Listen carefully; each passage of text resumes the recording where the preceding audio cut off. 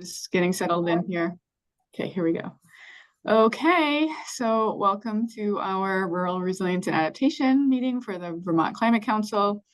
Our last meeting before we present our proposed recommendations to the council on Monday. And really the intent of the meeting is to spin through our final products and our deliverable to them, which are due later on today. So hopefully they are in a good spot, and we have some minor changes, if any, and I think they are. So I just want to express like super gratitude and appreciation for all the work that went into this in a very condensed time frame.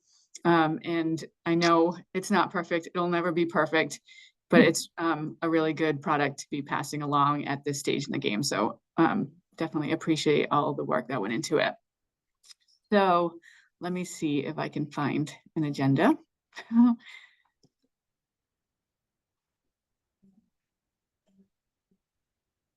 Miriam will put it in the chat. So yeah, we will review our minutes from last meeting, which was only last week. I passed those around, so hopefully people had a chance to look at them. I was hoping and hope that folks who are participating in the cross-cutting pathways review are able to are here and able to provide just a really brief overview of like sort of the themes, not, you know, an action by action overview, but just I thought it would be good for us to understand sort of what happened in those cross-cutting pathways that certainly have some connection to the work that we're doing and the actions that we might be putting forward. Not that I would want them to change what we're putting forward now, but it's good to have an awareness of those. Then wanted to provide one last opportunity for us to very broadly and generally look at the tables and make sure that they are in a place where we feel good about passing them forward to the Climate Council, and then spend some time going through the PowerPoint presentation that I will plan to give on Monday, and talk about sort of some talking points and key themes and messages and things that I should be raising. And I appreciate a lot of the notes that have already gone into that from different members and especially the task leads. And we'll look to sort of fill that out with this conversation today. And I'll work on it over the weekend so I can be sure that I'm carrying forward what this subcommittee wants the council to hear. So that is like the whole meeting. And then we'll take some public comment and review our next steps. And hopefully there's not a whole lot there until after the council meeting when we maybe will regroup, but I will be in touch after that. So any questions or comments on the agenda?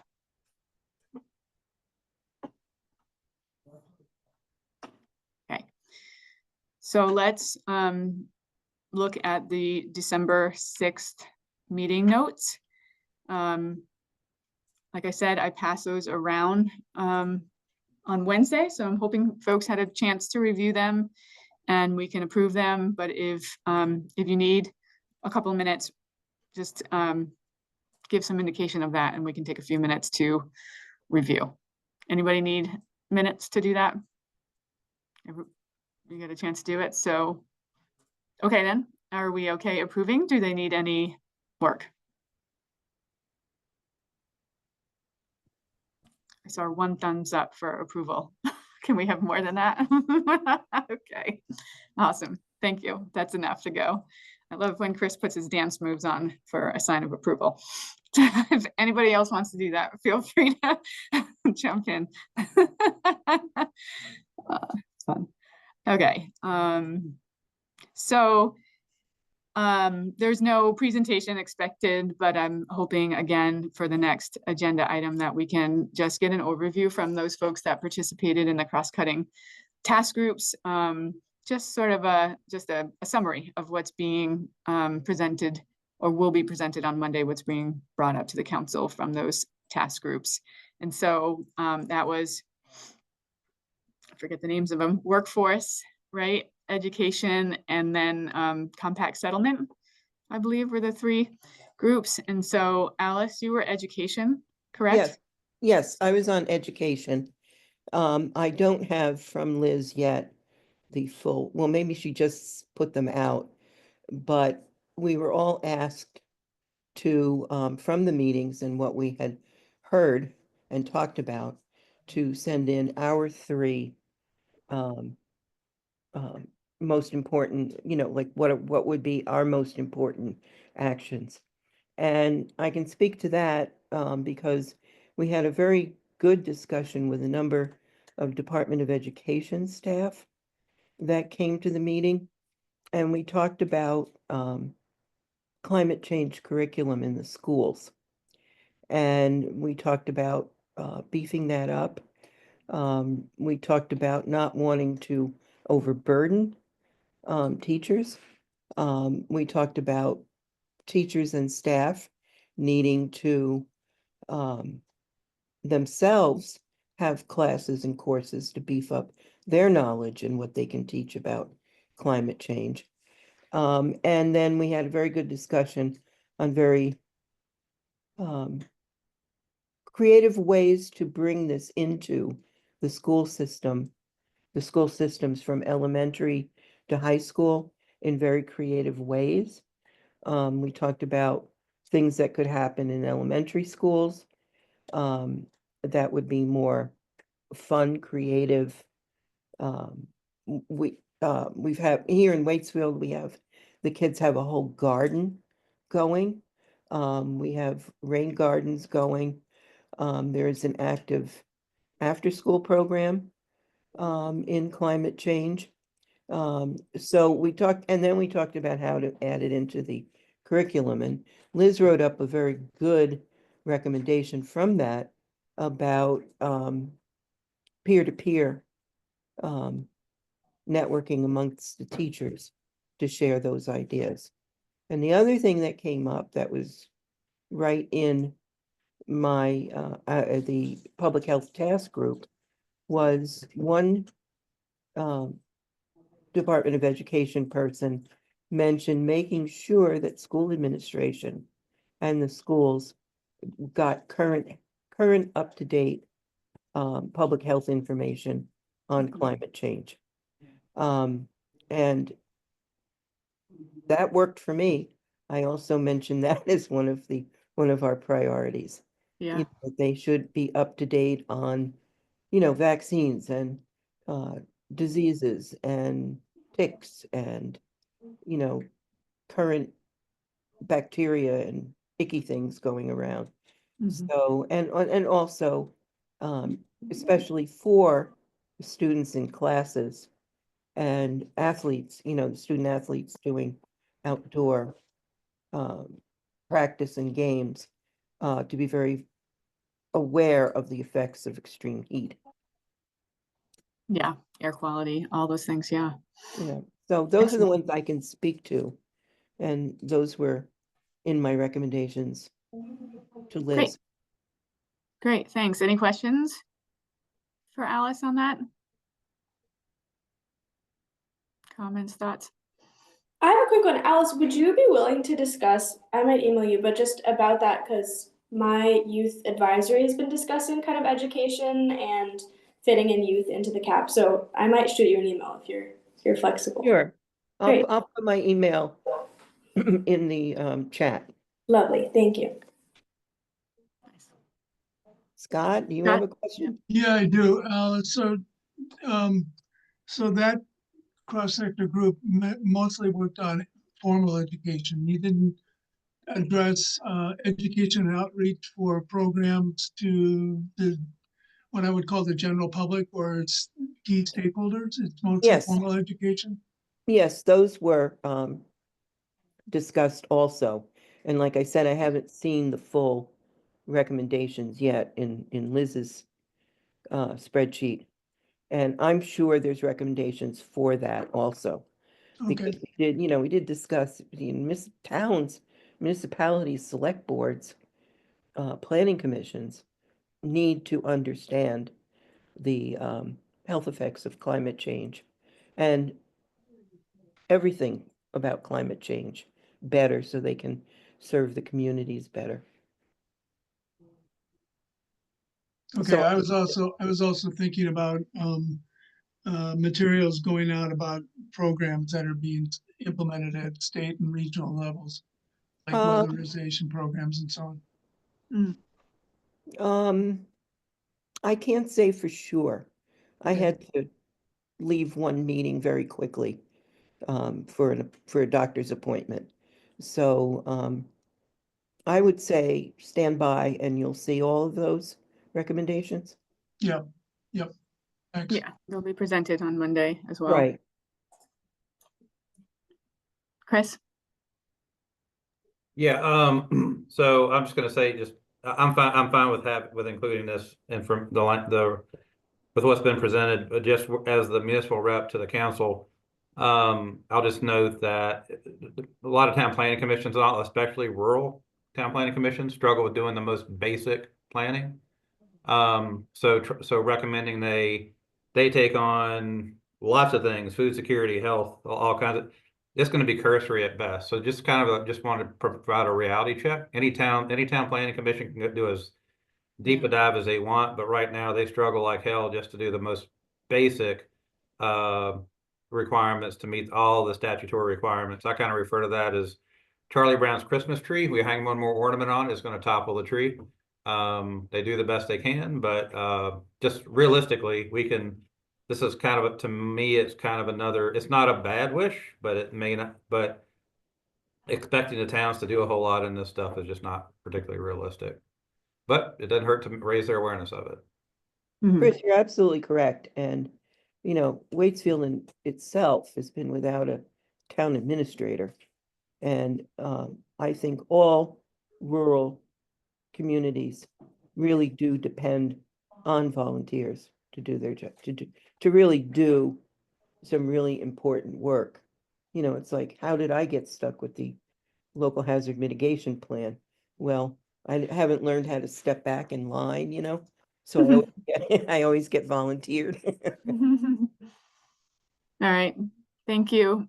So let's move on to workforce. I'm sorry that I don't remember who was our representative on that.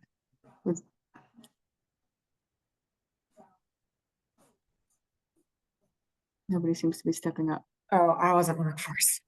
Oh. She wasn't workforce? Oh.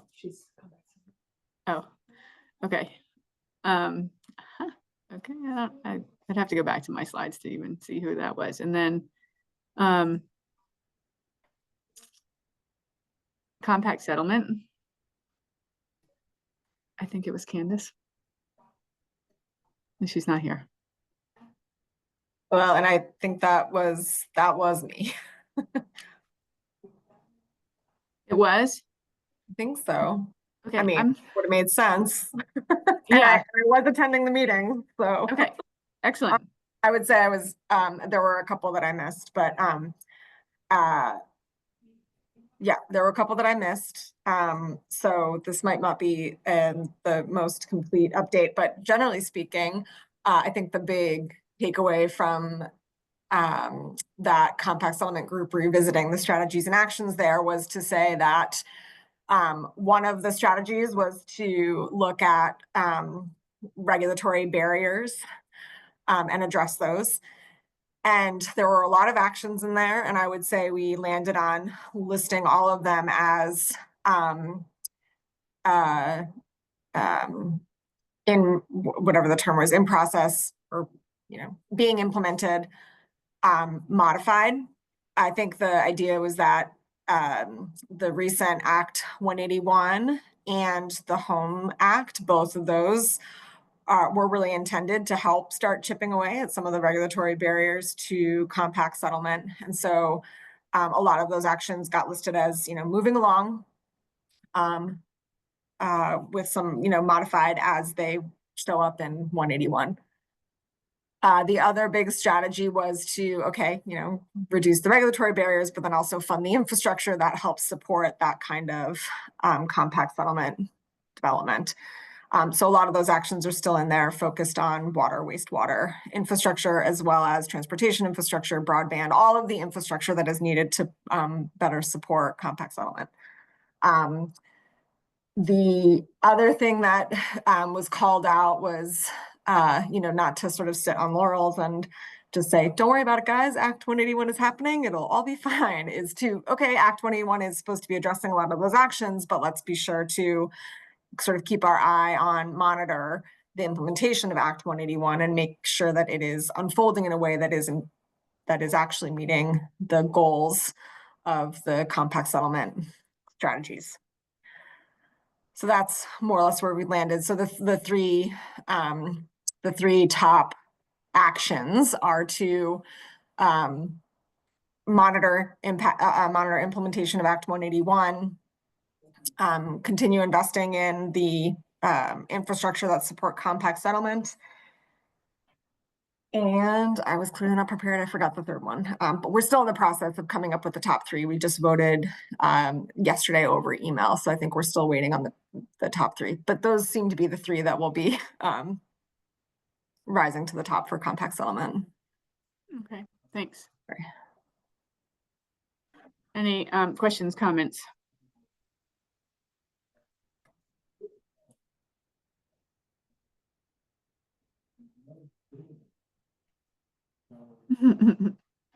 Sound like good ideas. Definitely Great. some overlap, I would say, just from some of the actions that are in the cross-sector transportation task group, and even I'd say what we thought about in infrastructure in the built environment, but not maybe not specifically overlap in the way that we ended up.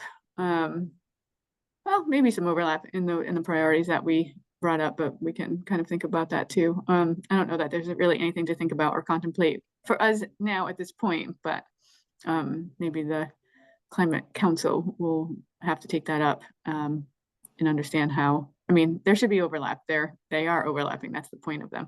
So, but there may be some redundancy in the actions that are lifted up from different task groups, I would say. Yep. Yep. Okay. Sorry, I felt really bad about not actually having the top three, at least from that. I know myself and Gina both have the same top three, and I felt bad to not have all three ready at my fingertips for you all. So I just pulled it up. So it's increasing investment for drinking wastewater and stormwater. Oh, that's right. It's because they're two separate actions. So there's increasing the investment for drinking water, stormwater infrastructure. So water infrastructure, increasing multimodal transportation planning and implementation, its own action, and then implement and monitor for progress Act 181. So those are the top. Those are the top three that I think will rise to the top for everybody in that group. Mm-hmm. Great. Yeah, I do just sort of wonder, like, what are the tangible actions for resilience with sort of that, there's compact settlement and we want people to build in our downtown areas. Our downtown areas are often flood prone areas. So yeah, that whole, how do you do both? I'm sure you guys talked about that. There's sort of mitigation and resilience can be at odds a little bit. Right. And I think, but I don't think they necessarily have to be in this case. And I think there's, again, and this is where things being siloed are not always helpful, but it's sort of like, well, we can only do three actions. So we're going to pick the three that are, and we're going to just pitch the others. That's somebody else's responsibility, but they are happening, right? So like in Act 181, some of the things that we've called out in terms of like identifying safe place for housing. And I don't remember where some of the flood hazard, the most recent legislation around Authority for Flood Hazard. Flood Safety Act. Yeah, the tax, right? We have some information in there around the federal and state tax credits, which do allow for making buildings more resilient to floods. So, I think, I think those things are happening and elsewhere. And when you can put them all together, you see that, it is about putting place, encouraging infill in smart growth areas and compact settlement in such a way that does not exacerbate or make flood risk worse. Yeah. So some good planning needing to happen. Alice, go ahead. Yes, just very quickly, I'll mention again the PI seminar that I mentioned, I'm sorry, the webinar, which is a joint effort with um, uh, American Planning Association and FEMA. And that's specifically the topic they spoke about, planning for development and also considering disaster risks like flooding, like floodplains, etc. And you can do this on a regional scale, and you can do it on a local scale. And from this partnership, FEMA is going to be doing a full course in planning, development, expansion, but also adding in that planning particular paying attention very particularly to flood risks and other disaster risks and understanding your floodplains. So that's coming. I'll put the link to that again in the chat. And the other thing to know is that, and this is a federal thing, um, FHA mortgages, especially that first-time home buyers would go for. If you're building in a floodplain, a new structure, you have to, a new home in a flood structure, you have to be, your house has to be positioned 2 feet above base level elevation, which is the FEMA requirement. Some towns are going for more now. And if you're not above base level, you won't be eligible for the federal, this is Fannie Mae and Freddie Mac, flood insurance or mortgage insurance. Sorry. Mhm. Yep, I just did definitely related.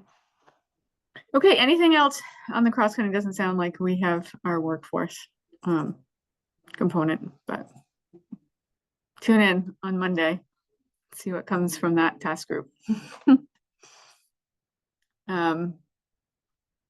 Okay, moving on. So I think the next thing was to just kind of, and I can just open them one by one and see if there's any comments or any further review needed on any of the spreadsheets before they are forwarded on for deliverables, as deliverables to the council. Let's see, I'll open this one first. Oops, let me go back here. The little automatic share window is not coming up.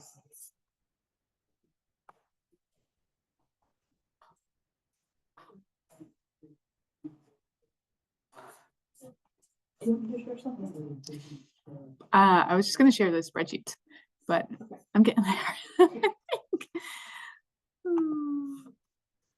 I went to go hit the little green button and everything changed.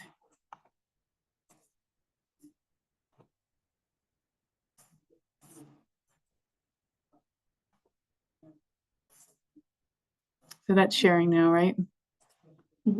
Okay.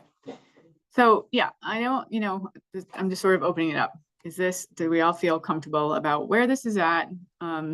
Task group, others, you all had a chance to review these, or I distributed them on Wednesday, so hopefully you had a chance to look at them. So is there anything that we should consider modifying or bringing up, or anything to draw out of these that should be messaged to the council, or in a note that goes to them with the deliverable? It's really the only intent of my bringing these up, so it doesn't have to be a long conversation on it. If we're all like, nope, we did a damn good job getting this together, let's move on. Otherwise, raise your hand.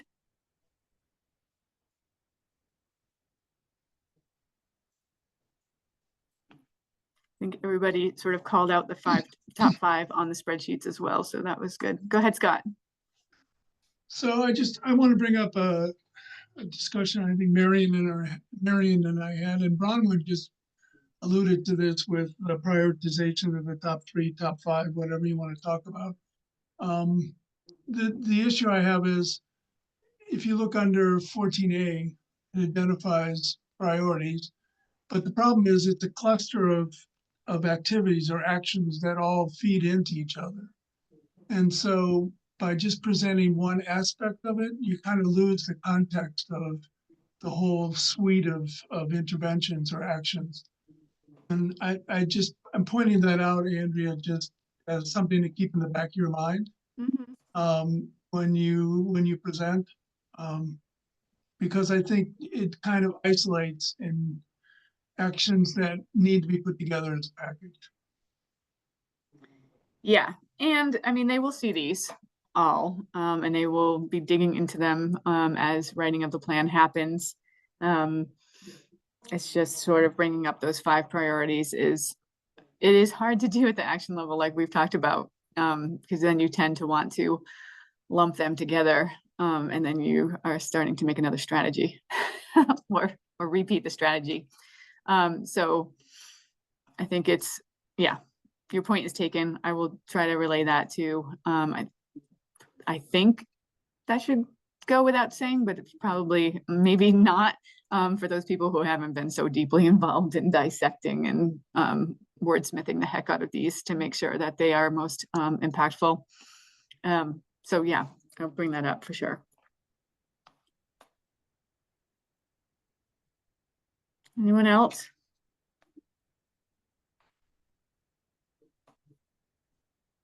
Go ahead, Brahman. I was in a spreadsheet. I was trying to find my way back because Marion did just remind me of something that I thought might be worth bringing up, which is that so right now what we have is the 3 individual, the community capacity, infrastructure, and health separate spreadsheets. Yeah. Correct? Mhm. Okay. So one of the things that I was noticing is that sort of in the disaggregation of work, I am concerned, and I haven't had a chance to go look, that I think it's possible that some things were just lost. Like, for example, Marion was pointing out that one of our strategies in housing about fair and affordable housing didn't have any actions in it. And I was like, oh wait, but we definitely did have some actions in the original climate action plan, but they're no longer here. I don't know where they are. I don't know if there was a decision that was made at some point, that a meeting that I wasn't in, that maybe we decided those actually, like, I just don't know. And so I was going to bring that up when we went through this, when we go through the PowerPoint, because pathway 17, I'm kind of like, do we have anything under there? Like, I don't know. Same thing with 16, like it was ours and now it's gone. I don't know if somebody, like when I shared what we were doing for rural resilience with somebody from cross sector, they were like, pathway 19, 17, what is this? You know, and so I'm like, maybe we shouldn't even number them. I don't know. Just, is there somebody else who has some actions or pathways or strategies under pathway 16? I don't know. So even, within our own group, but across the whole thing too. So, Scott, did your hand just go up first? No, it's related to pathway 16. Because we can dig into that when we get to the PowerPoint, maybe. That's fine. That's just wanted to know when you wanted me to talk about it. Yeah, that'd be great. Thank you. Chris. I think we're fine. This is a bonkers exercise. We'll do the best we can, and we'll fix stuff later on. Totally. And we make the call, I think, like I said, or I'm going to, at least to the council, that we need more time on this stuff, and we're gonna have to do deeper dives on this stuff. And right now, to some extent, is kind of I understand why we're doing it. Interesting exercise, but there's just more work to be done. So if we miss something, it's not gonna be the end of the world. Right. This is totally just like, it was good to have this goal to get to this point now, but it's an update to the council of where we are. This is like there's so much more to dig into and understand, and that will this all will serve as a really good basis to go from. But there's it's going to change. And none of this is a complaint. I mean, everybody's done just awesome work. I mean, I haven't been able to participate nearly as robust. So that's not a complaint about anybody, anything. It's what it is. Yeah. But anyway, just in case that came across the wrong way, I'm really proud of everything everybody's done. Yeah. All right, let's just pop up the other 2 just for the sake of it, and to make sure that we're all okay with what's going forward. Oh, I guess, you know what, this is the, am I sharing? Am I still sharing the other one? Yes. Okay. Okay, let me stop, let me share.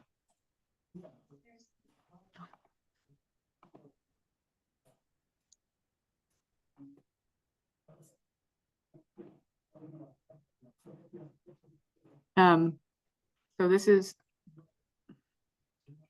infrastructure. Thank you. I was going to say rural resilience, but they all are. Infrastructure, and it looks like we did not highlight our top 5, and maybe we didn't because I'm not sure that we mirrored exactly in our top priority actions the actions that are in here. Some of them are, some of them aren't. So maybe I'll just take a quick look after this to see if we can sort of draw that comparison, or I'll not highlight them and just leave it as is to bring it forward. But any other comments on that? Go ahead, Brahman. I did not necessarily give every single one of these actions the same level of review, so I apologize for kind of honing in on this, but it's a particular area of interest of mine, so I'm going to. I was reading through the proposed revised language around the MBI, and I feel like it could use some clarity, or I guess I think where I see the value in doing something additional with the MBI is using the existing MBI to create sort of use-specific indices. I want to make sure that we retain the value of the MBI as it is and not necessarily change the tool for one specific outcome. I think the goal would be to use the MBI as sort of a basis to then create other infrastructure-specific indices that other audiences would find useful to help do decision-making. Yeah, just write that. No, there's a more eloquent way of saying that is not what I just said. But I just wanted to say that I do think in that proposed revised language, as it is, I worry that it's going to change the MBI from what it is to be something different, as opposed to create something based on the MBI that serves a new purpose or a new audience. Okay, so I think this is good. And I think Anne's on the call, Yeah. Margolis. Oh. So I want to have that conversation. And I think we have the opportunity to massage the language if need be, both here in the table and in the PowerPoint, because it is raised as one of our top priorities as well. If I could, I'd just like to add to what was just said, because when I read through that yesterday, it didn't really capture what we talked about at the last meeting about making it more useful to the MVI, making it more useful to state agencies so that they could aggregate the information. So maybe the word to use is enhance for further uses, or I don't know, it's just a shot. Mm-hmm. Let me zoom in on here. So people can see. And put in, Yeah. I can't see the and chat. put in the chat, expand upon the indicators tool to build an index that. Oh, yeah. demonstrates. I think we'll just Yes. agree to, I don't know if people hear me. Can people hear me? Agree with Brahman's point that I think the nature of an index that sort of does one specific thing then limits the ability to kind of use it for a broader vulnerability assessment or broader use for other programs. I know Anne and I've talked about this a little bit, but agree that I think identifying and maybe adjusting the language to potentially say, use the indicators tool as a starting point to build an MVI that to build an index that does X, Y, and Z, or to allow for indices that serve various sectors and needs for vulnerability indicators. I think that's because there's a key question there of, as identified in this action, is really focused on identifying areas of prioritization for infrastructure investment. And then it sounds like specific to utility outage data. But I think with all of the information that's in the MVI currently, there's an opportunity for an index to look at other types of sectors and other types of needs. And so I think could be adjusted to Bronwyn's point. So by providing that, such as it's maybe a little bit too pointed, or directed, or, so I think, is there any other comment about the spreadsheet? Because then I'm going to take it down and we can see if how we Yeah. might want to talk about improving that language or changing, modifying that language. So no other comments? Okay, I'll just put the existing. I would comment on the MBI. I think our goal, and I don't mean to speak for Ann, but our goal was to turn it in from just something that if you went and found where there was a vulnerability to it telling us, like it created ways to tell us where without having to search through the whole tool to find where. And I think that was for all infrastructure and all issues, not just for one sector. So that was the goal of what we were doing, is turn it into something that would tell us this is what needs to be done versus us having to go through it and find it all. Would you agree with that, Ann? Yeah, and I just added some more language. We're wordsmithing it in the chat now, but just that it could be used to, you know, overlay different types of vulnerabilities, and you could come up with a, you know, the top 10 communities in Vermont that have these 3 top, you know, or in the top 5 for these 3 vulnerabilities, or some example like that when you're trying to narrow and prioritize investments.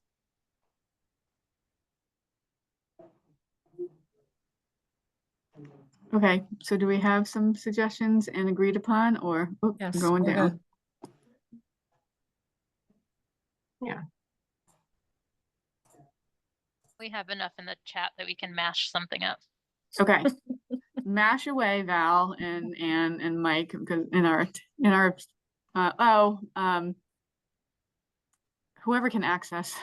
I don't know. Tell me, just share the language with me when you get it set. And then we can also transfer that to the PowerPoint. Excellent. One more group. And let me see.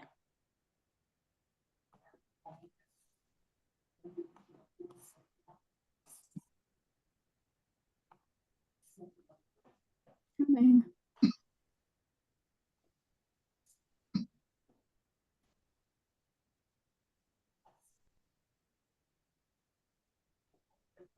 Too many things open.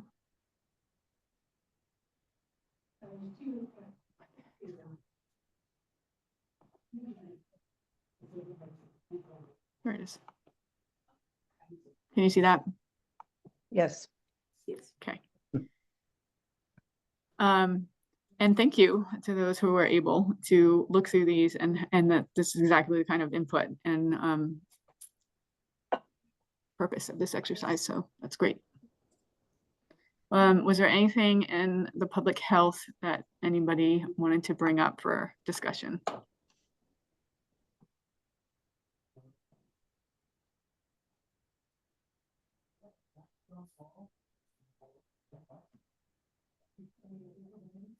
Five priorities.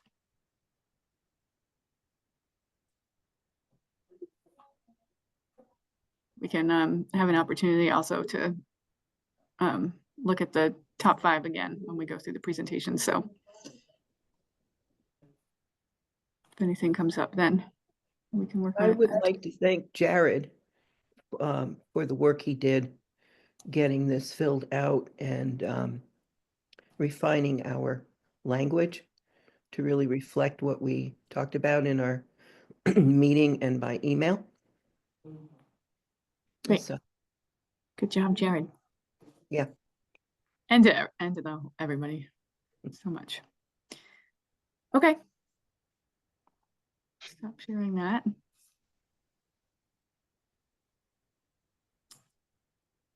And I think what we had left was to go through our PowerPoint and just sort of discuss what we want the council to hear. So again, let me see if I can bring that up and share it.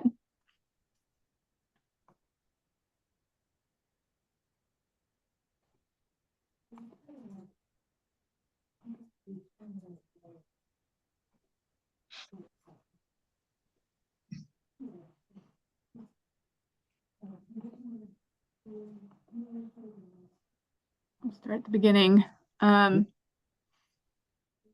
So can you all see that? Okay, and can you see the notes underneath? I'm going to leave the notes visible because we've been having quite a Yeah. few different people add in Yeah. notes. So I'm just going to go off of that. So I just thought we would start off, and I talked to a few different people about this over the week, just sort of generally, and then I'd like to take more input on this, of course. Just sort of prefacing where our subcommittee is coming from and the challenges that we had, and how resilience work is complicated. We don't have a clear goal or set targets like mitigation does. No clear metrics to measure performance against right now, like just sort of a different kind of space, and the challenges that come from that. And then also the struggles for having the expertise in this space. We didn't have, we've had a lot of changes over, even the 9 months or so that we've been working on this. Changes in, again, the leadership of the subcommittee, so that continuity. We have a few members who carried over from the last climate action plan. Maybe some gaps in who is represented on here for the actions that were included in the first plan. And so that was a little bit of a challenge. So those types of things, those sort of like just the big picture things that I thought I would just start with, and wanted to open it up to others to add to that or comment on that if that doesn't seem right. I don't know if somebody just added something to the chat. I can't. Sorry, it was about the MBI. So Okay. Okay. No problem. So fine with that, move on.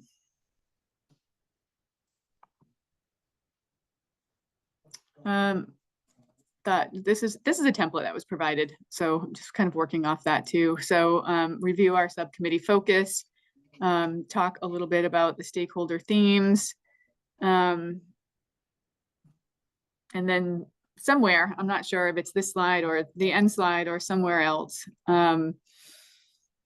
but just first, yeah, talk about those stakeholder themes to sort of cue up what we were trying to address in the overarching focus of our group, but somewhere sort of speak to what else needs to be done as the climate action plan gets written, whether that be through further involvement by the subcommittees as they stand now, or some difference in that, or if it's some other model of who writes the climate action plan, what more needs to be done. And we talked about a little bit, I think last time,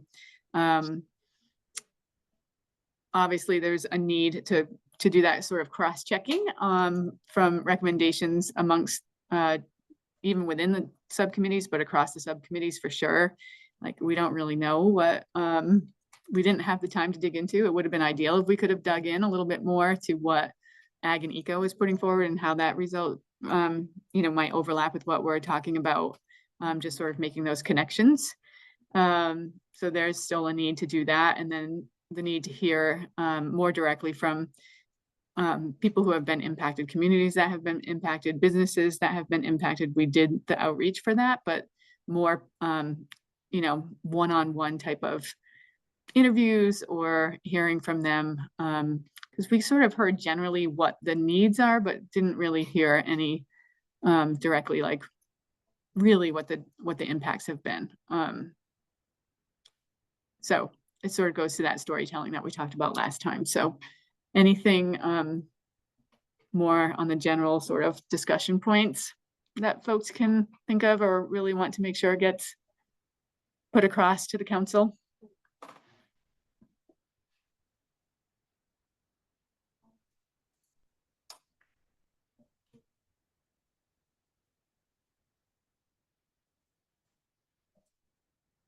And we had some really, I thought, really good conversation about this in our last meeting. So I will review that video too, to take some talking points from that. There's a lot of notes here, but this is sort of like nitty-gritty stuff. I just had asked, this is again the template. So it's the pathway, quantifying how many strategies and actions are under those. And I thought maybe there's a little bit of value to some level of describing how that changed from the last climate action plan, in the number and in the content. So the notes here really are about that, just going from the initial climate action plan to how we may have lumped, split, added actions or strategies, and that discussion is there. I'm not going to go through it completely, but yeah, that's sort of the intent of these slides. So Pathway 16, Scott, maybe now is a good time to bring up what you were going to bring up before in your conversations. We had Pathway 16 that we had, you know, from the beginning been talking about the overlap with cross-sector, and Scott has been the liaison in understanding what's being put forth by that subcommittee in the buildings and thermal space especially. So now we have 0 strategies and 0 actions under this pathway, and we're just saying that cross-sector mitigation took the lead on that. I will also speak to the point that some of the weatherization type of things have been incorporated into pathway 14A and B, I think is the notes that I've been given on that. And so anything more to say on that? Yeah, actually, I just want to mention in the notes, it said there are 19, I think 19, 18 or 19 actions under the original cap, the existing cap for pathway 16. The cross-sector mitigation group, I've been mostly working with the thermal and buildings task group.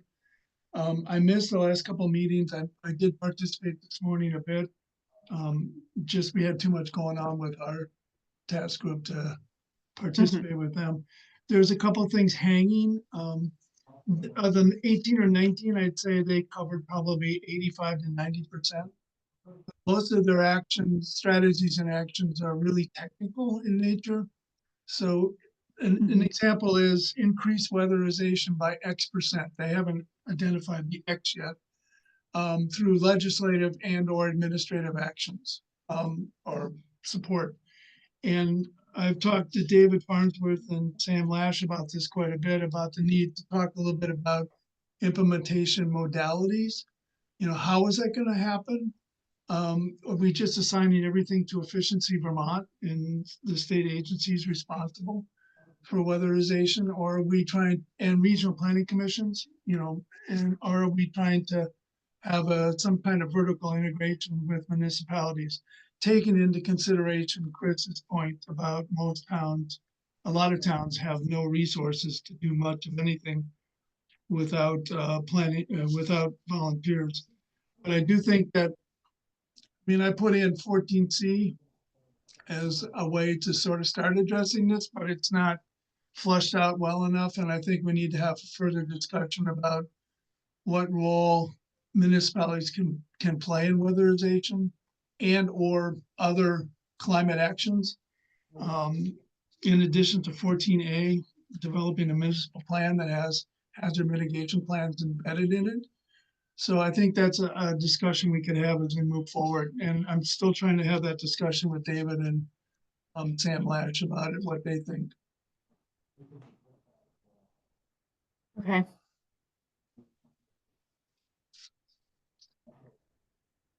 Any comments on? Sorry, Okay. one more thing. So Yeah. I want to come back to what was raised by, I think it was the Middlesex Energy Committee representative and the RPC meeting, is that, and I don't know if anybody has statistics on how many energy committees we have across the state, but his comment was that there's basically no support to the energy committees to collect data. That was one of the tasks under the original Pathway 16. Collect data and use data to make plans and implement plans. Again, you know, I don't know where that falls, if it falls with us, if it falls with the cross-sector mitigation subcommittee. But there was clearly a number of people from energy committees, volunteers again, talking very much about the need for support at the local level to try to develop strategies and implement strategies. And with the caveat that, as Chris points out, a lot of these towns don't even have energy committees, don't even have planners, probably don't even have town administrators. But I think, again, this is a discussion that might be worth having. Yeah, I mean, I think maybe that goes to flagging the need for, we did the best we could do right now, Yeah. with this sort of crosswalking, and there needs to be a little bit further review to make sure that anything that was in pathway 16 didn't get completely lost. That's if we want to continue to have that as an action in the next climate action plan. So I think we can flag that. It's a good point. Go ahead, Alice. I agree with Chris about the lack of energy data. And some of the data we're working with in our regional plan is old, and some of it is way too confusing for us right now. And the only thing I'm looking at here, if you could give me a definition, is under pathway 16, where you're recommending that it goes to cross-section mitigation. What would be audits of water and wastewater? Do you know what that means? Under the existing? Does it say that? Yeah, in It the probably notes? means, does it But, exist, and is there any capacity to do any of the stuff that we say needs doing related to resilience and adaptation? Oh, okay. I get it. On That's in the the, notes. real quick on the Notes. energy front, Okay. oftentimes I just keep my mouth shut, but I'll just say something briefly on it.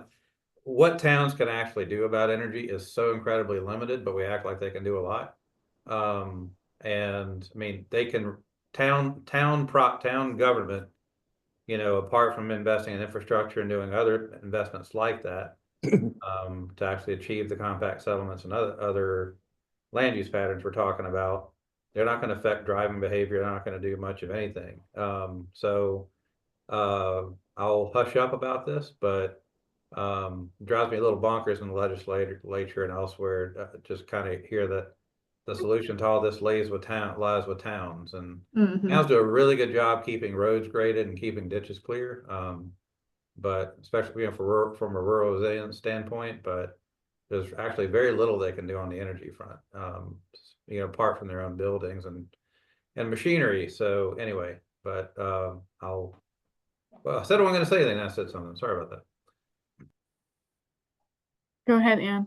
I was just gonna say that VCAN supports the energy committees, and I think they have a list, a map with a list of where they all are. Yeah, But a lot of them, they come and go because they're volunteer driven. right. So there might be one listed, but Mm. it may be have not done anything in 6 months or Mhm. longer. Sure. Yep.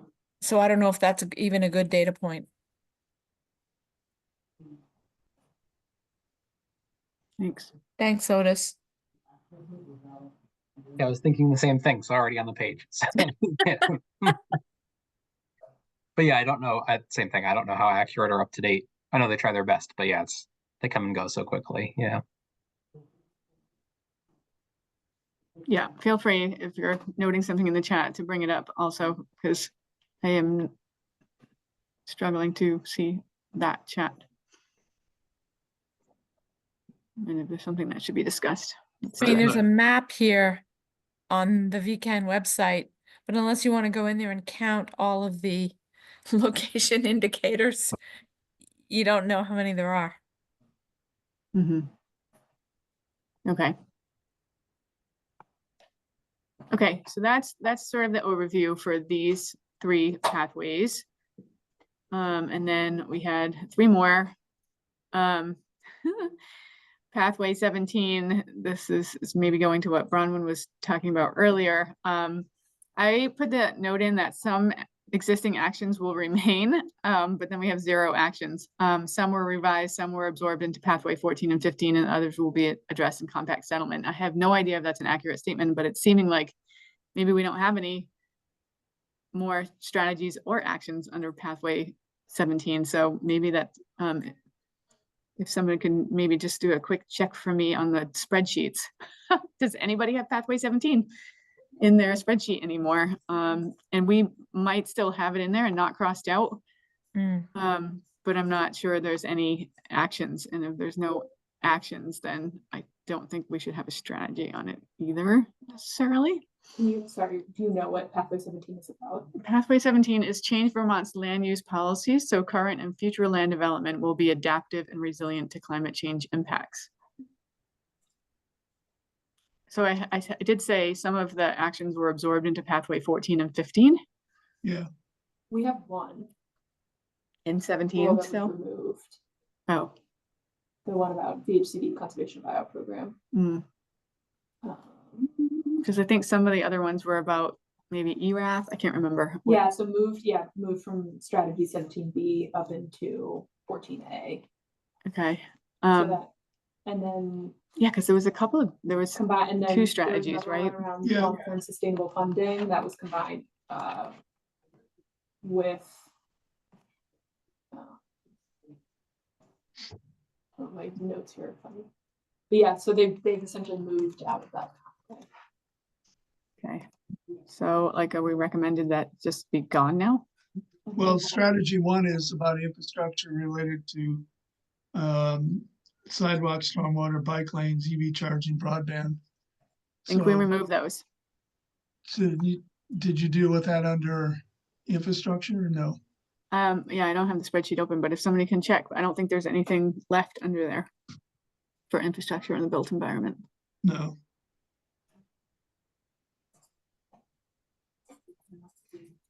I see some under 17A, but they all have the note that they're combined. And I saw Val put something in the chat saying you guys used to have some, or infrastructure used to have some, but then don't have any actions anymore. So it sounds like maybe they were all combined and moved elsewhere. Yeah. Yep. So I think it's great to take actions that are like, well, this isn't really about a land use policy change. This is more about capacity. This is more about investment and moving things around. But I would caution us to not, without more discussion, not eliminate strategies at this point, because, you know, we'll be doing this again in 5 years, and sort of similar to the stuff with Act 181, like we're able to check a lot of boxes and say, yeah, these actions are sort of, they're being implemented, but that's not to say that in 5 years, we're not going to have to come back to that same strategy. I have a hard time imagining strategies really being like, yep, we're done, finished for the rest of our lives. So Yeah. I would still hold space for strategies and not eliminate them. So it's two strategies then, right? There's an A and a B. There's 1 and 2, yeah. Yes, looks like it. But we don't have any existing actions. We've proposed to remove or combine and move out of 17A and B. I don't think we have any actions under there.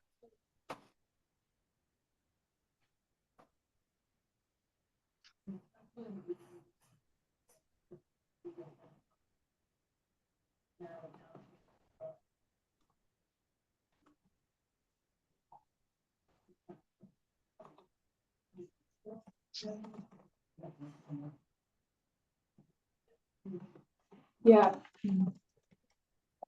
There were, if you look at the 2021 climate action plan, there were a lot of infrastructure actions under 17A, Yeah, like a lot. That's interesting because I think we only had like 4 that we reviewed from our spreadsheet that we were given. Okay. I don't know, Val or Ann or Mike or Stephanie, anybody who's on. I can bring up the spreadsheet again, I guess. And I can go back and look too at the one where we kind of assigned stuff to each other. Yeah, there's quite a few actions. Well, actually, there's 1, 2, 3, 4, 5, 6 that were included under 17A and then 3 under 17B. So Okay. only 9 that sort of were actually like in the cap. At what point is it kind of, we're in a, it is what it is situation? Oh, we're beyond that. Now. Okay. Again, I mean. No, I mean, exactly, like, they're gonna see it, you know, potentially a pathway there, and they'll recognize at some point, like, oh, there's no more actions underneath that. What do we do with that? Exactly, yeah, the point, right, the whole point really practically of presentation and discussion is to identify, hey, what's there and what's missing, and so. Yeah.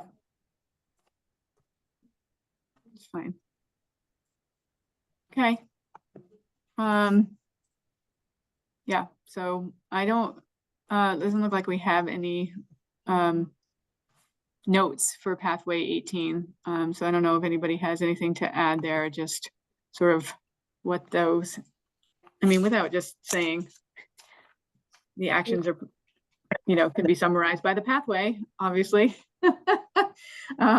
If there's anything of note to bring out or how they align with the stakeholder input or anything like that, that would be good for someone to add in there, and we can have that, you can throw something out there now, or you can add something in the next hour or two. I think that because it feels like it's been a tough one to explain why it's in the climate action plan, and it seems like it's been a hard thing for folks to really understand what this one is about. I would suggest using some time to clarify this and just make it, again, what I've been saying, that this isn't necessarily about our homes being resilient. This is about people being resilient by having homes and safe, affordable, stable places to live. And I started framing it that way, and I've found it helpful to kind of feel like, okay, that's what this is really about, and people kind of understanding that. And that may also be helpful for the council to hear, because I think that conversation has happened in this group and some other places, but I don't know that conversation has been had at the council level. So I think that would be helpful to really hone in on that point. Yeah, so this isn't about resilience for homes, but people and the ability to be resilient because they have housing. And Brian won me over time. I didn't hear. Ron won her over with that. That's it. I retire. Well, Yeah, I can y'all. Let the council know they can hold their. Scott has been won over. Okay, great. Anything more to add to that? Yeah, that's exactly what I'm looking for those kinds of notes, like help them understand what this pathway really is about. And like I said in the prompts there, like, did they, what do they relate to? How did they address stakeholder input? Yada, yada. And this is one of those items too, where frankly, engaging with the frontline communities that were most heavily impacted over the last year and a half will tell that story, right? I mean, it'll kind of help drive home what we're talking about when we talk about this housing item. Yes. Thank you, council member, who will be there to support me in this presentation. I don't think Dr. Levine is on, but we'll be looking for him to do the same. I think also, Andrea, if you want to refer back to pathway 16 in the cross sector, in terms of future new builds, if you want to call it that, this is something that was called out by South Burlington in the RPC meetings, talking about ordinances, codes, et cetera, for new builds. The cross-sector group has talked a lot about enforcing and building skills and capacity for RVs and CVs. So it's another thing to sort of highlight that the strategy right now is to work through RVs and CVs and make sure that there's a workforce that can actually understand and follow them and make sure they're complied with. Yeah. Okay. Alice, go ahead.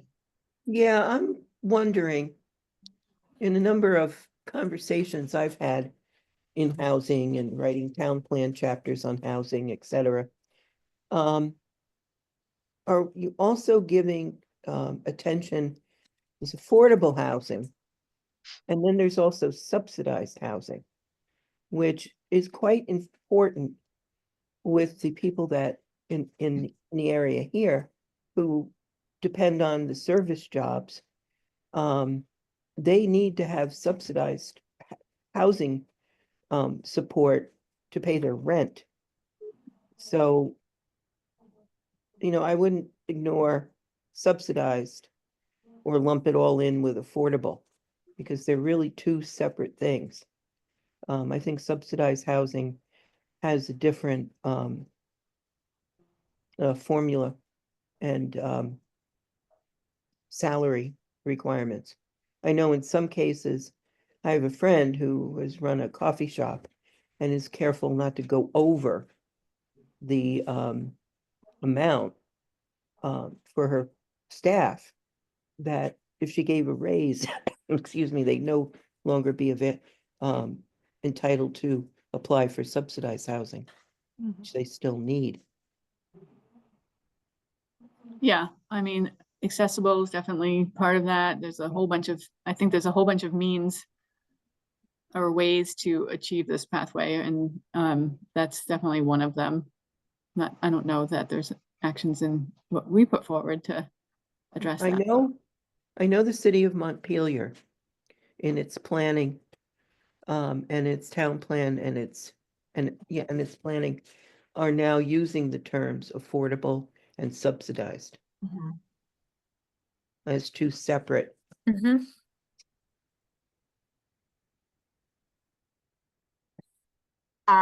With the exception of the two actions that I mentioned that may have been lost somewhere in the translation, there was a set of actions that just basically specifically referred to, one action that just referred to implementing the recommendations in the fair and affordable housing plan, which did speak quite a bit to more programmatic things to prevent displacement or to help with rapid rehousing. And that's, I think, where some of those types of programs would fall. I think most of the actions that have landed and been prioritized are really about meeting the production targets to meet housing demand, and focus on providing the different types and sizes and ownership structures that essentially meet the targets and create more housing choice. And that's where that's really focused. And so, Alice, to your point, I think some of the more nuanced things around subsidized programs would probably be in that general recommendation to implement the recommendations from that fair and affordable housing, I forget what it's called off the top of my head, but it would be in that separate plan. Basically, it was a way of saying, we don't need to relist everything here. We just want to say it is a climate strategy to keep people housed. So look at these other plans that talk about keeping people housed. Yep, I get you. Yeah. Okay. Good. Should we move on to our priorities?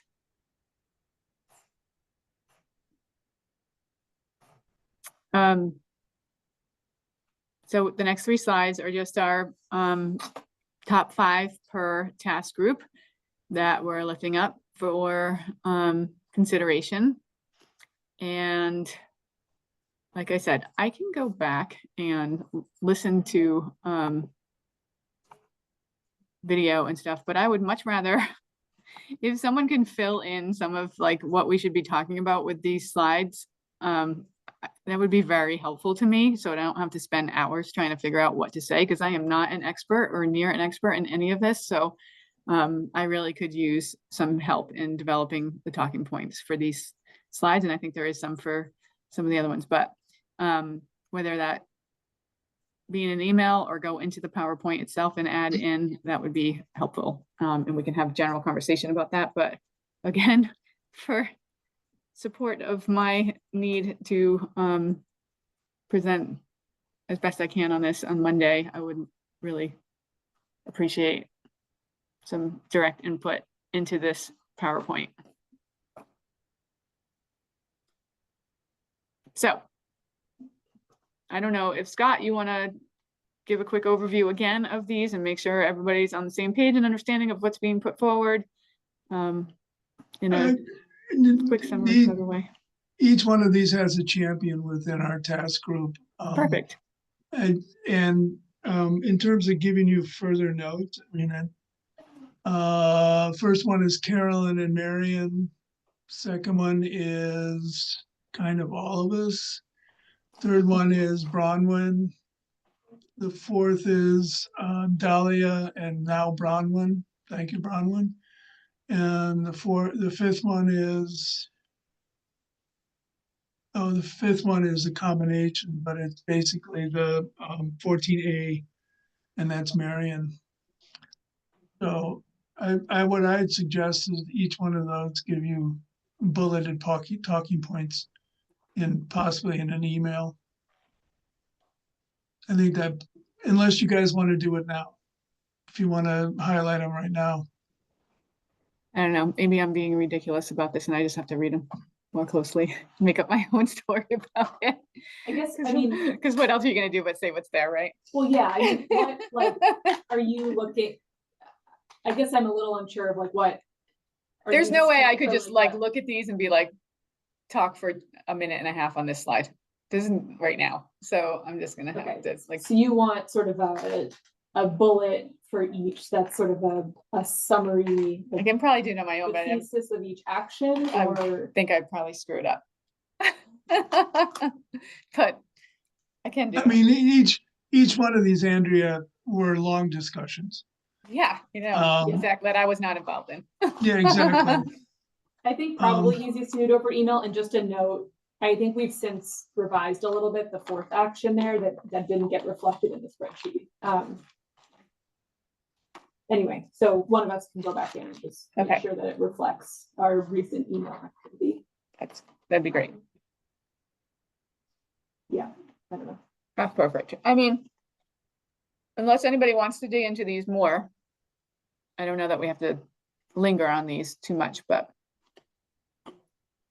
sort of up to you, all of the subcommittee, of how much more time you want to spend on this now. Or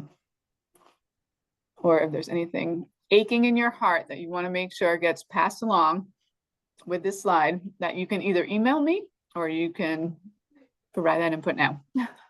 Well, I'll just say, I mean, if you want to take notes right now, I think the high level takeaways, and we've said this in previous meetings, is that through engagement with stakeholders and sort of looking at which actions have or haven't moved forward and reflecting on, the recent climate exacerbated disasters that we've dealt with, we kind of felt there were three broad needs that had to be categorized through actions. One, providing the existing structures to take on climate planning. Two, provide the funding to develop those types of plans. And three, provide the funding to implement those plans. And I think all of these actions are reflected in that thinking and that mindset. So if you need like a 1 minute summary, that I would say something like that. Okay, that's great. I just want to add, sort of highlighting Chris's point is, we had a lot of discussion about not imposing new efforts and requirements on municipalities who have limited resources. So it's trying to make sure that you're not creating new requirements for municipalities to jump through. Right. So I think the key point there is in developing these actions, we Yeah. really tried to reflect existing programs and support structures that are out there, and think about how they could be, used to address the concerns that we heard through stakeholder engagement. Yeah. Okay, that's great.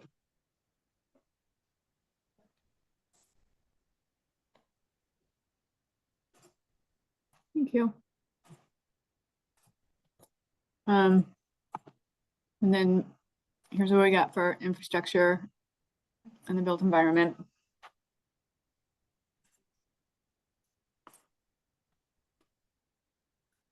I shortened them a little bit by putting it down below, and I can talk to what I cut out, but it was more kind of example kind of things. So I just didn't want to have too many words on the screen. It was really hard to read.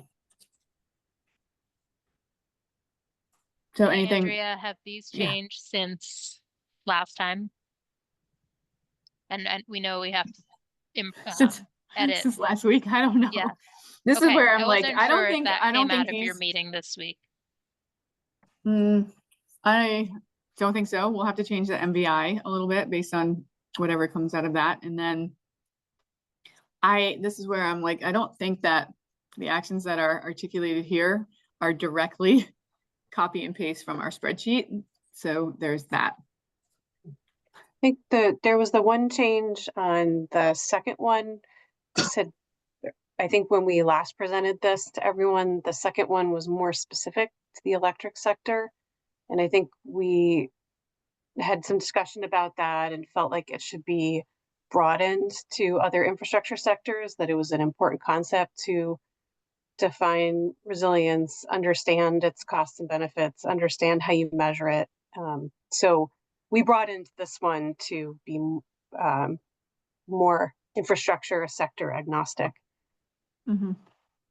Yes, I think these, and I think it was Mike and Ann that were also on the call, and Candace, I think for a little while, at least, if not the whole thing, were on the call earlier this week. And I think these are reflective of where we landed on what we wanted to put into the slide. But again, I don't think there's any direct copy and paste one way or the other from this to the spreadsheet or from the spreadsheet to here. So You would call it a summary, which yeah, a little bit of a summary. yeah, and I don't think the only thing I think Ann and I have done since then is the rankings in the spreadsheet. So Go ahead, Ben. Hey, yeah, I just want to get in with a question, and again, maybe it's just me, but I'm struggling with the consolidation or shorthanding. On the second one of these, infrastructure providers working with stakeholders, including regulatory agencies as appropriate, shall assess vulnerabilities, adopt cost-benefit analysis methodologies. I don't understand what that's shorthand for. And maybe I may not be alone. Yeah, Ben, I think this is maybe a negative consequence of having tried to broaden this to other infrastructure sectors. It was originally very specific to something that's been being discussed in the electric resilience world for a while now. And we may need to revert back to that if other infrastructure, I mean, we had discussion in our task group, oh, this makes sense for water, wastewater. This might make sense for transportation. Thank you, Ann. I would encourage us to be specific if necessary in order to be comprehensible. Yeah. I mean, I think what this is saying is like have asset management plans and have them incorporate resilience and make it be cost effective and prioritize your and vulnerability assessments, all of those pieces of looking at your vulnerabilities and prioritizing before you invest money. Yeah, so that's across the board for any infrastructure, but I don't know don't if it would help to replace give an new example things. or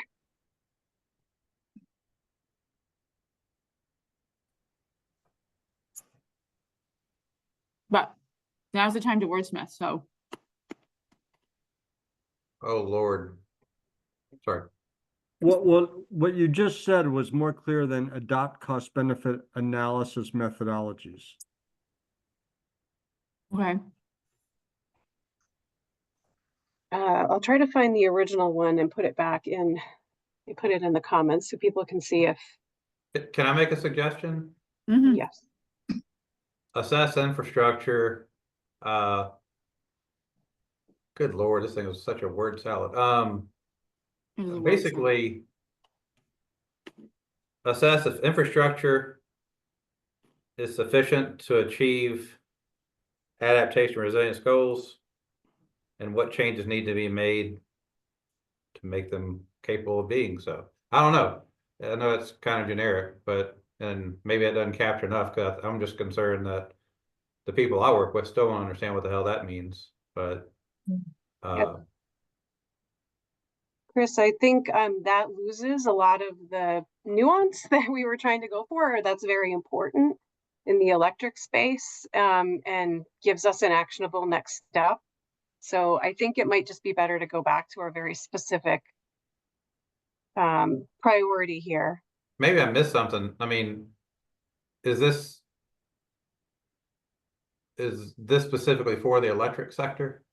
It was originally, and then at a late hour, our task group thought, oh, this kind of vulnerability assessment, analysis of costs and benefits, you know, figuring out how you measure progress is really applicable to all types of infrastructure sectors, not just electric.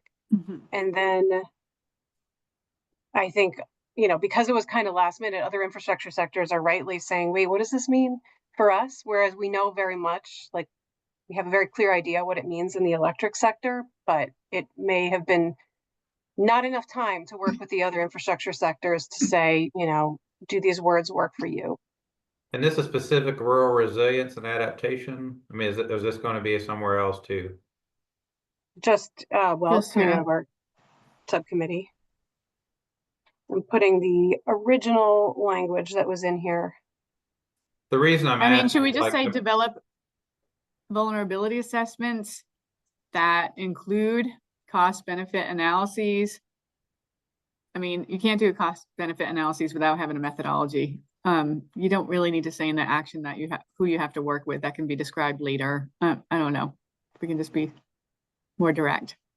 I feel like it's being done in other infrastructure categories and can be done and will be done.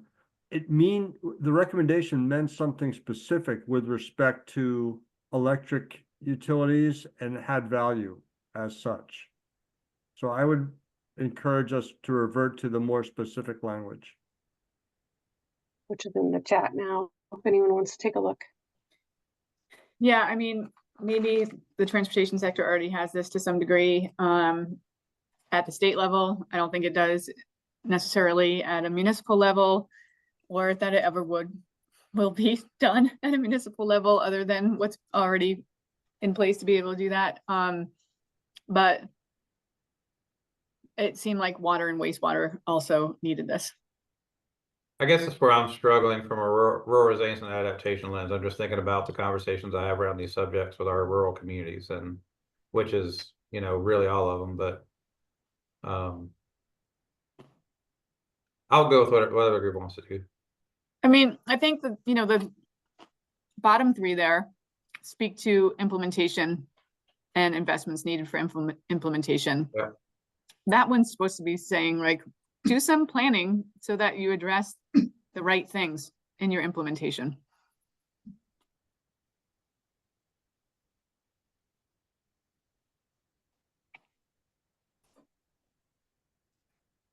I reflect on just how challenging it is to even get to our towns to consider doing capital improvement plans because they're afraid if they do such, they'll actually have to do them. You know, not realizing it's just a plan. When we've offered that before, they kind of run away from it, like a system. They just don't want to be on paper with appearing to commit to anything, and that's the nature of rural resilience. And are we, especially when you deal with, let's say, electricity, but it could also be with water sources, because if you're reading lately, Stowe is beginning to have problems running out of water when all the skiers come up. So they're looking at the resilience of their water system right now. But when you look, sorry. No, if you look at electricity, are we considering here the vulnerabilities, like making sure that aging structures are aging pieces are replaced, and are we also looking at expanding it to meet new demand? Like, we talk a lot in our regional RPC about EV, supporting all the EV stations. And is the grid resilient enough and broad enough and capable enough to support that new need? Yeah, I do think that cross-sector mitigation is looking at that. We obviously need to have sufficient infrastructure capacity to enable, you know, the amount and type of electrification we expect from EVs and heat pumps in order to meet our GWSA requirements.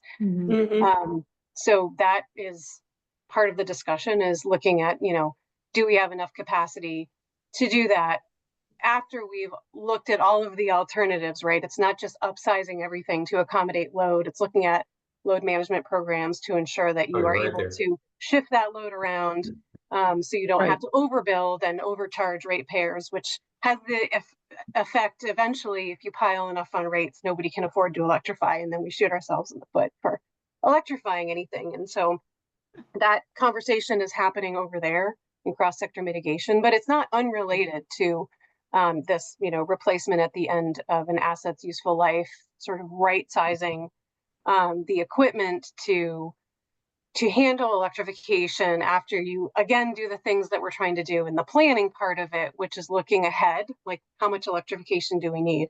How much resilience do we need? What's the most cost-effective way to achieve that goal?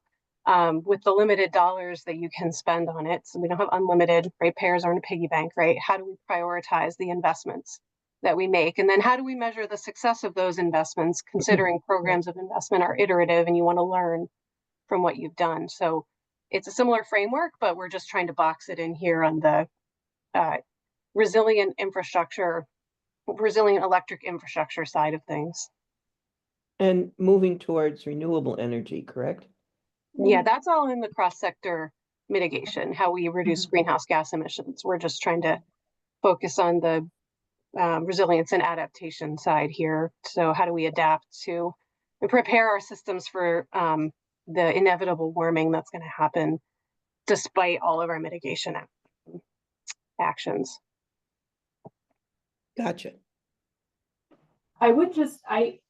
I think with all of that context and provided, we lose a lot of that when you sort of shift this action to be more broadly focused on all infrastructure sectors. And I'm inclined to say, I think the language Anne put in the chat that was really focused on the electricity sector feels to me like the more actionable action. I mean, I think it feels almost like what's on the second one on the screen here could be a strategy, and you could have a number of different actions underneath. I mean, we said it, Andrea said it earlier, like the last three things here are really about how we ensure like good prioritized investment. The others are related to good planning.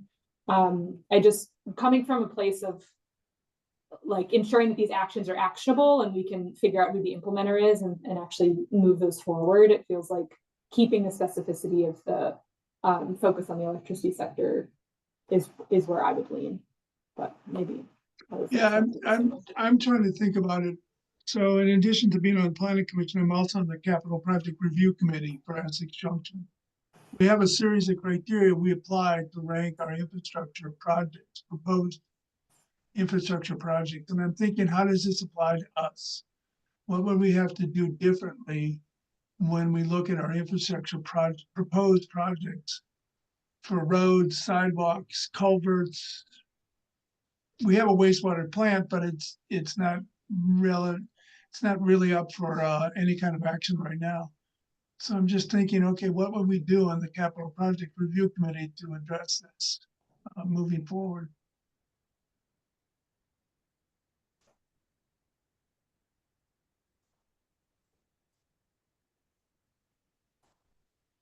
Just for me to think about, I guess.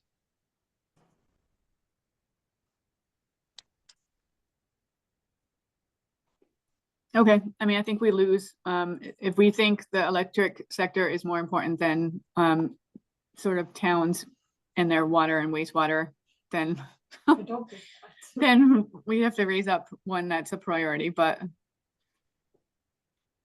that's why we lumped, but I don't really think it matters for this exercise, to be honest with you. I think we could wordsmith the hell out of this and it's going to change anyway. And this actually doesn't match any of the actions on our spreadsheet because it's more than one action, because it's more than one sector. So this whole thing is where I get very frustrated about actions, because maybe we have 20 actions that we've talked about, or 25 actions that infrastructure in the built environment is bringing forward. There could be 100. We could easily come up with 100 actions. So at some point you just have to call it what it is. But happy to change it if we want to go back to being specific about the electric. And then we just need that updated municipal vulnerability indicator index or indicator or whatever it is. Language. The climate is changing every day. If changing it back helps us to move forward as soon as we can, I don't have any issue with that.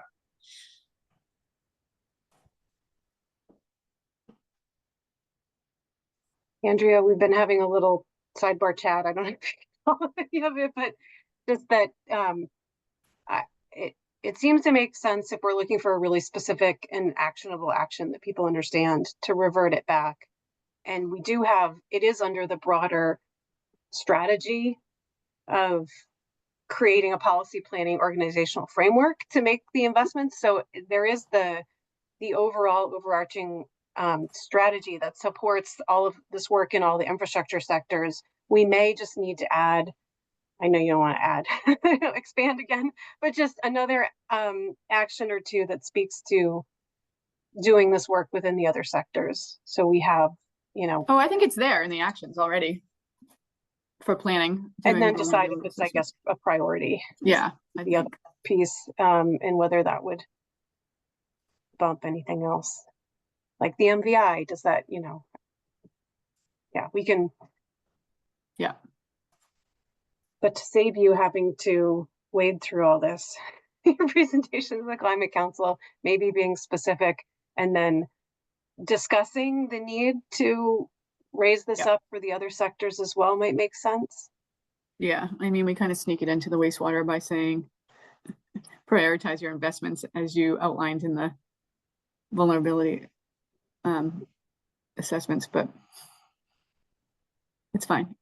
If anybody wants to paste that in, whatever that is, and it's not, hopefully not super long, then that'd be great. Same with the MVI.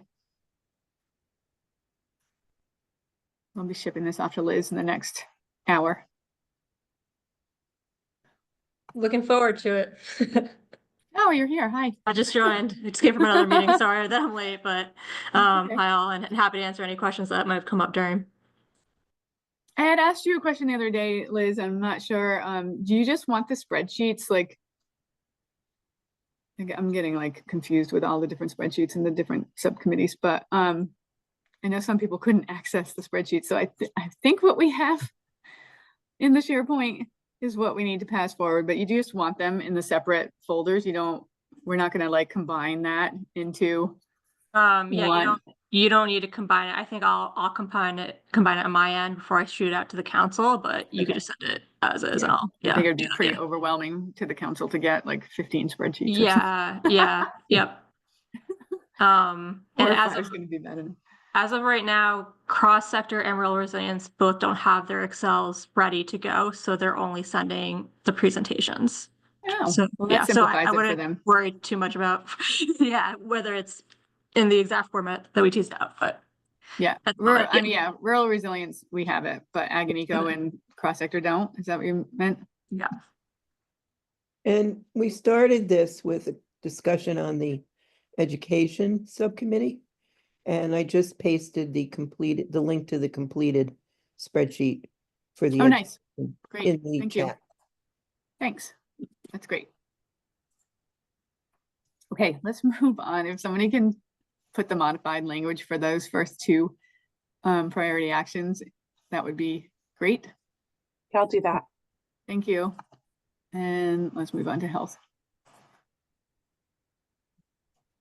Oh, look, my picture is on the side there. It's the only way I could get it in, Alice. Yeah, I was trying. The problem was I was trying to resize it, which you can do, but I was trying to get it into the notes, in case you wanted to use it, because I think it's a good one. But I couldn't. It's up to you guys. Yeah, I couldn't get it to move. I just found it last night. I thought it was good. I'm going to invite my other members of the task committee to pitch in here, because I may be coughing my way through this. My physical therapist had a cold, so now I have a cold. So basically, what I'm saying here is we reached these priority actions by consensus, and we did go back and forth a little bit. I've been driving task group members crazy with my comments about resilient community hubs and with issues that I see with RPCs beginning to be asked to be more involved in climate change and disaster recovery and resilience. But we've reached this by consensus.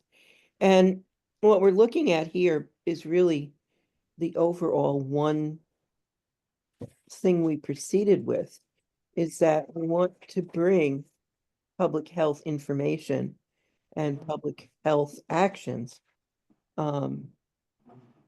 to everyone, to create a health equity type of public health, so that we're really including the underserved, the most needy, homeless, all economic classes.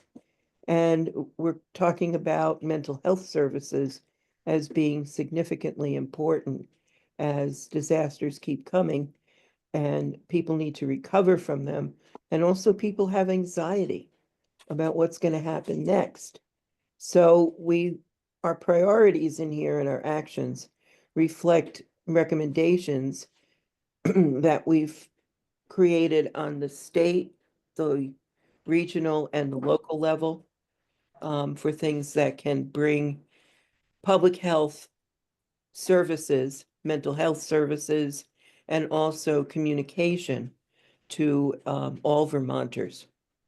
And, maybe tweaking some of our tools for languages, but a lot of this is already in progress. And we're giving suggestions for how state, regional, and local and the local communities can best serve public health issues brought on by climate change. Can I ask, is there a difference in number 3 where it says and support for individuals and households? Where is the difference like between that and like, I feel like action 1 is about households and action 2 is about individuals and their mental health. I guess I'm trying to figure out the difference between, just trying to make sure there's not like overlap, and if I were asked about that, how I would explain it. Jared, can you explain that? Ben has his hand up too. Oh, Ben too. Unmute Ben. Well, I would rather have Jared do it. He can do it better, but I'm happy to, Ben. Here, I'll lead it off, Jared, and then you can fix it. I would say that the first pathway is about providing, or are these pathways? What are these? These are actions. What are they? They're supposed to be actions. Actions, right? Okay, sorry. Actions, strategies, and pathways. I am still struggling. So the first one is about individuals. It's providing direct support to households. The third one is about providing assistance to municipalities and local organizations. Yeah. So should we get rid of the and support, or those it's to those people so they can support? Yeah. Can I elaborate? Yes. Please do. I think you did that is what we're getting at, Andrea, is that the first one is like direct support, whereas the third one is through community partners. So that might be more about how do they reach out, how do they support wellness checks, or other in other ways, provide support to people within their communities beyond the like direct support that's identified in number 1. Mm-hmm. And I will just say too that there's some lengthy definitions in our notes that probably elaborate on all of this. We're trying to strike the balance between, being brief and describing our actions, but then oversimplifying, which we probably did in places. So I'll just say that there's a lot more detail in the notes about each of these. Yeah, and that's fine. And I haven't read through the notes that are here in the notes section on the slide. And then I also will look through the spreadsheets to gain that background. Scott, go ahead. No, my question is on the mental health action. Is this more direct short-term stuff at the time of the disaster? Or does it also include medium-term or longer-term mental health services? As people try to recover, for a couple of reasons. One is, like everything else in the health sector in Vermont, there's a shortage of providers. And that's definitely true of mental health providers. My wife is a psychologist. I know this by experience.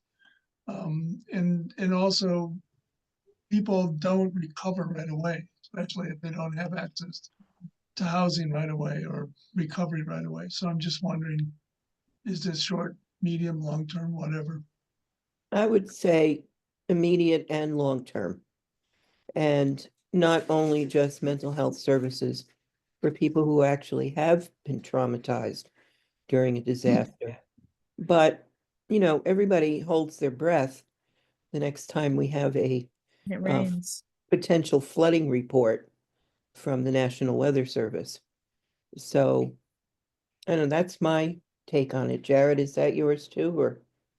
Yeah, I think with the above, all those different time frames for a variety of reasons, from trauma from these events to just there's a lot of mental health impact just from thinking about the existential crisis of climate change, even if you've never been directly affected by it. Sure. So we do mean all of those, and I think throughout this we did also recognize that whether it's RPCs or mental health professionals, like asking any of these folks to do more than they're already doing is unrealistic with current resources. So I think all of these basically say there needs to be more funding, because people can't take on more without additional resources. Yeah. Okay.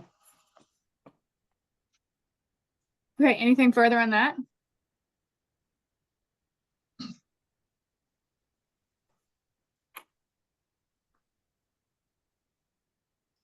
Okay, that's the end of our presentation. So Nice work. yeah, thanks everybody. Any overall comments? There's not a lot on next steps. Next steps is we present on Monday, and then we hear from the council, I guess, where things will go from there. And I will reach out as I hear more. And I don't know what people's availability is, but it will definitely be an interesting and probably overwhelming meeting on Monday. It's all going to be laid out.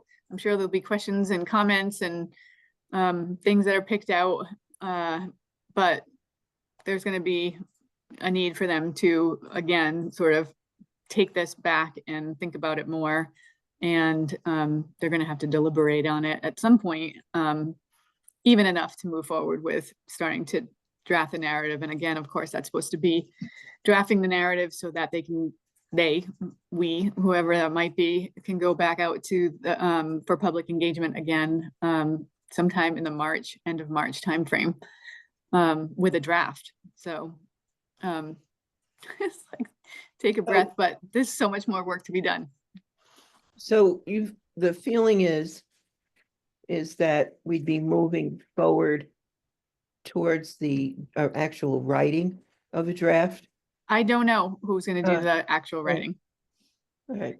I mean, there's going to have to be some capacity. If it's not us who's writing it, then there's going to be some capacity to be a resource to those who are writing it. Because as we all figured out as we were going through these, like, what does that mean? And what did they really think about that? And there's some concise but in-depth narrative that has to accompany this. So that'll be something to do. And, maybe a lot of that already exists, because we didn't come up with a lot of new stuff. We tried to organize things so that there was more clarity. And of course, public health is new, but maybe a lot of the narrative can be carried over. So with that, thanks again, everybody, for all your work on this, and I will loop back when I hear more about what the next steps are. Largely, I don't know, Liz, if you have anything to add to that at this point. I don't know if you can.